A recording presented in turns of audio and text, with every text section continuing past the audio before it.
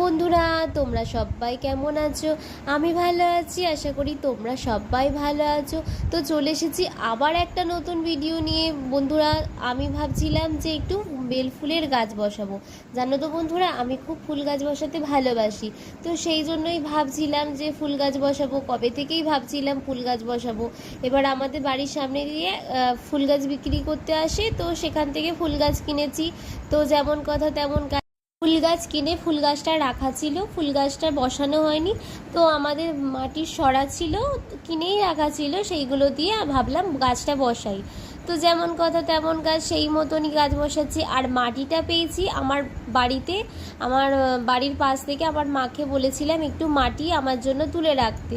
সেই জন্য আমার মা কথা মতন একটু মাটি তুলে রেখেছিল, আর পলিথিন কাগজে করে আমি মাটিটা নিয়ে এসেছি। তো আমি ওকে বললাম তাহলে একটু মানে এই সরাগুলোকে তাহলে একটু ফুটো করে দাও, তাহলে এর মধ্যে দিয়ে জল যাবে।